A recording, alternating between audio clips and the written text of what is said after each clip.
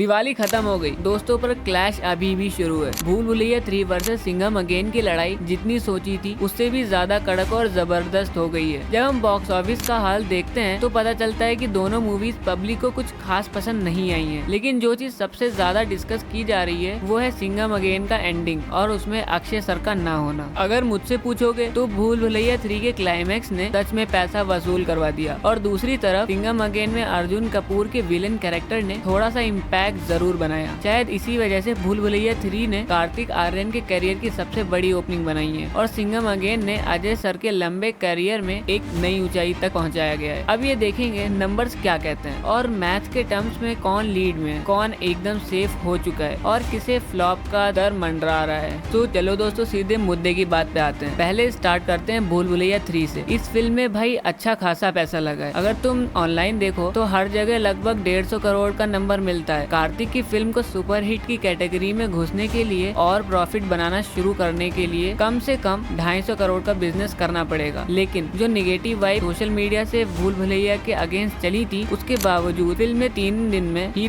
10 करोड़ यानी कि 110 करोड़ का बिजनेस करके सबको शॉक कर दिया है। और ये भी ध्यान में रखना है कि सिंघम का कंपैरिजन में भूल भुलैया को स्क्रीन कम मिले और उसका रेशियो 60:40 था, पर मंडे टेस्ट में भूल भुलैया ने वो कर दिखाया जो किसी ने नहीं सोचा था। ऑलमोस्ट सिंघम को पछाड़ दिया। 3 दिन में ही 130 करोड़ के आसपास पहुंच गई और ट्यूसडे के एडवांस कलेक्शन भी 10 करोड़ से ज्यादा का अनुमान लगा रहे हैं, यानी 5 दिन में 150 करोड़ तक पहुंच सकती है और बजट का 100% पैसा वसूल होके ये सुपरहिट बनने की राह पे चल पड़ी है। अब आप सोच रहे होंगे माधुरी और विद्या के बिना मूवी कैसी चल रही है, मतलब कैसे चल रही है। तो भाइयों फ्रेंचाइज अब बेसिकली कार्तिक की है और बाकी एक्टर शायद नेक्स्ट पार्ट में रिपीट नहीं होंगे। जिस तरह सिंघम अजय देवगन के बिना अधूरा लगता है वैसे ही भूल भुलैया कार्तिक के बिना इमेजिन नहीं होता। अब आते हैं सिंघम अगेन की तरफ। सिंघम अगेन बॉलीवुड का सबसे बड़ा ड्रीम प्रोजेक्ट माना जा रहा था। पोस्टर में इतने बड़े स्टार एक साथ लाए गए और इसका बजट 250 करोड़ से लेकर 350 तक भी बोला जा रहा है। तो हम सेफ साइड पकड़कर 250 करोड़ मान लेते हैं। सुपरहिट बनने के लिए इस फिल्म को मिनिमम 400 करोड़ तक का बिजनेस चाहिए। और जैसे रोहित शेट्टी ने हाई होप से रिलीज किया पर वही रिजल्ट बॉक्स ऑफिस पे नजर नहीं आ रहा और ये बॉलीवुड के लिए एक बड़ा सेटबैक है। तीनों दिन में सिंघम अगेन ने भी सेंचुरी क्रॉस करके 125 करोड़ कमाए, जो किसी भी मूवी के लिए बड़ा सपना होता है। लेकिन सोचो जरा, जब आधे बजट में भूल भुलैया ने इतने कम स्क्रीन पे 110 करोड़ कमा लिए तो सिंघम अगेन की थोड़ी इज्जत कम हो जाती है। अब असली ट्विस्ट मंडे के कलेक्शन में आया, जहाँ पे सिंघम अगेन ने भी लगभग 17 से 18 करोड़ कमाए। और गुड न्यूज ये है कि ट्यूसडे को अजय सर और टीम डबल डिजिट क्रॉस करने वाले हैं, तो फिल्म 150 करोड़ के आसपास पहुंच जाएगी। लेकिन क्वेश्चन ये है कि भूल भुलैया 3 का कंपैरिजन में सिंघम अगेन को बड़ा चैलेंज क्यों फेस करना पड़ रहा है। सिंपल है, दोनों मूवीज के बीच का गैप धीरे धीरे कम हो रहा है और अगर ऐसा ही चलता रहा तो 60:40 को जल्द ही 50:50 कर दिया जाएगा।